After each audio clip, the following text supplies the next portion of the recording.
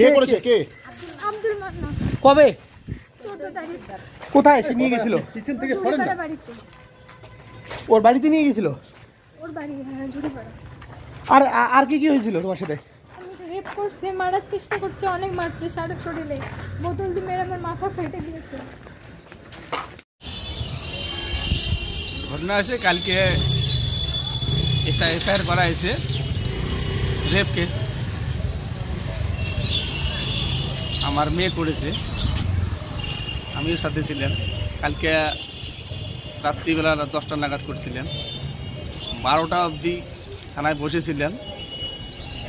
তারপর আমাকে সহ নিয়ে যে আব্দুল মান্না আসামি, ওকে তুলে নিয়ে এসছি।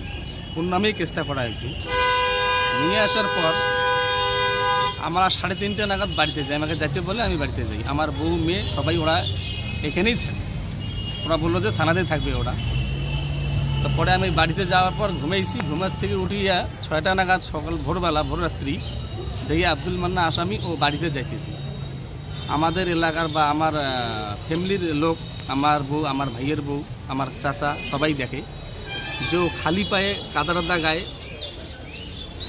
জামা খুলে ঘাড়ে নিয়ে যাইতেছে বাড়িতে। তো এটা দেখে আমাকে পরে সবাই বলে। তো পরে আমি এটাকে বিশ্বাস করতে পারলাম না। পরে সবাইকে জিজ্ঞেস করতেছি, ফোন থানাতে আসলেন।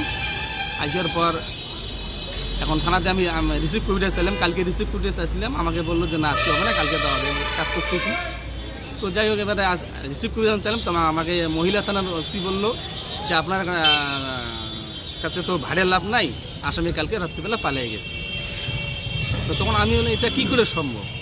তো তখন উনি বললো যে আমার এখানে রাখা একটু রিস্ক হয়, যার কারণে আমি আইসি রুমের হ্যান্ড ওভার করে দিয়েছিলাম। ওই রুমে ছিল, ওখান থেকে পালিয়ে গেছে। নাম কি বললেন আসামির? আব্দুল মান্নান। কি করে? মান্নে। উনি কি করে? ও প্রভাবশালী নেতা। কোন দলের? টিএমসি দলের। কোন অঞ্চল করে? কোন অঞ্চলের? আটিয়াবাড়ি 2 অঞ্চলে। কাকে ধর্ষণ করেছে? আমার মেয়েকে। কবেকার ঘটনা? 14 তারিখ, বৃহস্পতিবার। কমপ্লেন করেছেন? হ্যাঁ, কালকে কমপ্লেন করেছি। এখনো রিসিভ পাননি? রিসিপ্টে এইমাত্র পাইলাম, কিছুক্ষণ আগে। কি নাম আপনার? হামিদুল মিয়া। আপনি কে? আপনার কে মেয়ে? হ্যাঁ, আমার মেয়ে।